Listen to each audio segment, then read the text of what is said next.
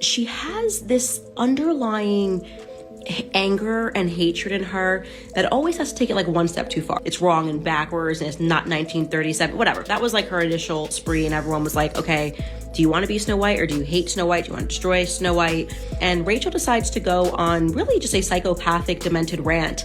You've just been living in Hollywood, La La Land for so long. There's a big focus on her love story with a guy who literally stalks her. Yeah. Weird. So we didn't do that this time.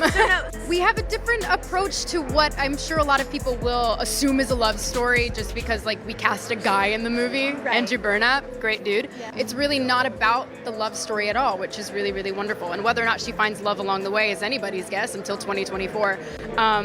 All of Andrew's scenes could get cut. Who knows? It's Hollywood, baby. But it's one of those things. So true. It's an inner journey that she goes on to find her true self. What happens when one of Disney's most cherished classics faces a modern makeover? It all started with high hopes when Rachel Zegler, an emerging star with undeniable talent, was cast as the new face of Snow White. The announcement initially sparked excitement among fans and industry insiders alike, as it marked another step in Disney's long tradition of reimagining its animated masterpieces for a new generation. However, beneath the surface of optimism, questions began to simmer about how this adaptation would handle the delicate balance between honoring the original 1937 classic and appealing to modern sensibilities. Little did anyone know at the time, this seemingly straightforward decision would spiral into a stunning series of events that few could have foreseen. From controversial remarks that ignited global backlash to behind-the-scenes turmoil over creative direction, the production quickly became a lightning rod for debate, exposing the challenges of updating beloved stories in an era where nostalgia and innovation often clash. No, the people who you need to entertain, the people who you need to serve, the people who pay your salary. The fact that it's about the humanity and it's about nature as well, and it's a beautiful story about an amazing girl who wants to find the true self of hers. I was scared of the original cartoon. I think I watched it once and then I never picked it up again. Like, I'm being so serious. I watched it once and then I went on the ride in Disney World, which was called Snow White's Scary Adventures. Doesn't sound like something a little kid would like. Was terrified of it. Never revisited Snow White again. So I watched it for the first time in probably 16, 17 years. At first, there was cautious optimism surrounding the project. After all, live-action reworkings of animated masterpieces had become a profitable tradition at Disney over the years, consistently drawing in both nostalgic older fans and younger audiences eager for fresh takes on classic tales. The studio had successfully remade several iconic films, from Cinderella to The Lion King, each time blending reverence for the original with subtle updates meant to resonate with modern sensibilities. New audiences might embrace a slightly updated version of a beloved figure like Snow White, right? It seemed plausible that, with careful execution, the film could strike a balance between honoring its cherished roots and introducing new elements designed to appeal to contemporary viewers. However, as history has shown, even the most well-intentioned adaptations can sometimes ignite debates far beyond what anyone anticipates. We're raised on it. People like me who watched Disney princess movies when the world was okay and it was acceptable for us to dream about being a princess as a woman and meeting a handsome prince. But oh no, these big bad feminists now are telling us that's ridiculous. How dare you want to meet a handsome prince and be swept off of your feet and live happily ever after? No, you should want to be the prince. You should want to go out and fight the bad guys with a sword. And I'm like, I don't really want to do that. I don't really want to do that. I just mean that it's no longer 1937, and we absolutely wrote a Snow White that is not going to be saved by the prince. She's not going to be saved by the prince, and she's not going to be dreaming about true love. She's dreaming about becoming the leader she knows she can be, and the leader that her late father told her that she could be if she was fearless, fair, brave, and true. And so it's just a really incredible story for, I think, young people everywhere to see themselves in. Snow White is running for president. I'm launching my campaign. However, things took a sharp turn when Rachel made critical remarks about the original Snow White storyline. Fans around the world responded with alarm as snippets of her interviews and social media posts began circulating like wildfire. These comments, whether intentional or not, appeared dismissive of the classic film's historical and cultural significance within Disney's legacy. Many viewers felt that Rachel's words undermined the cherished values and timeless appeal that Snow White has represented for generations. The backlash grew even more intense as some interpreted her remarks as an outright rejection of what the character symbolizes: innocence, hope, and the magic of fairy tales. For longtime fans, it wasn't just about critiquing a movie. It was as if she had challenged something deeply personal to them, something they had grown up loving and holding dear. Social media platforms became battlegrounds where supporters and detractors clashed over her statements, amplifying the controversy further. Even those who initially defended her found themselves questioning whether her approach to modernizing the tale might have gone too far in alienating its core audience. Social media platforms lit up with heated discussions, as fans and critics alike took to their keyboards to voice their opinions. The backlash was immediate and intense, with hashtags related to the controversy trending globally within hours.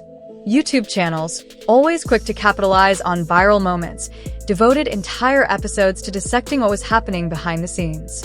Some creators broke down Rachel Zegler's comments frame by frame, while others speculated about the future of the film itself.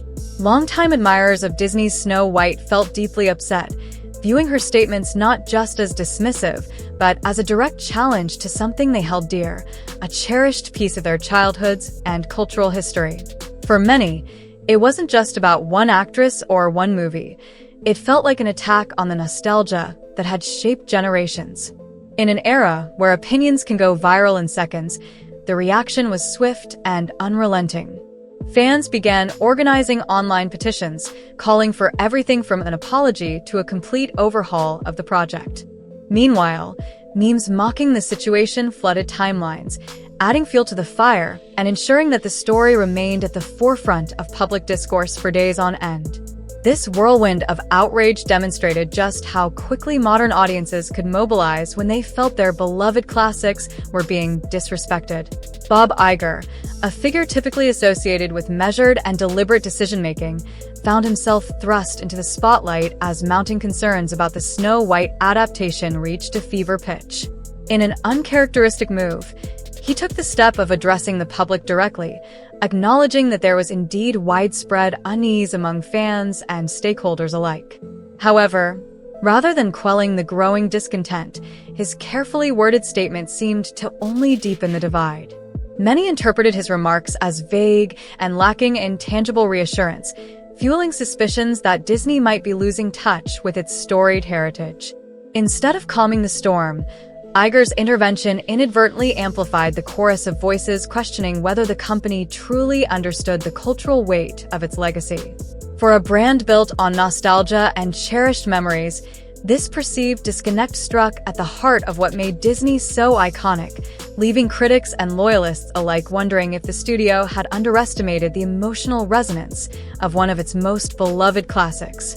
The situation underscored not just a crisis for the film itself, but a broader reckoning over how Disney should balance innovation with reverence for its timeless stories. Behind the scenes, multiple insider accounts hinted that test screenings for the film had been rocky at best. Instead of minor gripes about pacing or special effects, executives encountered fundamental disapproval concerning the story's radical shift from the beloved 1937 feature.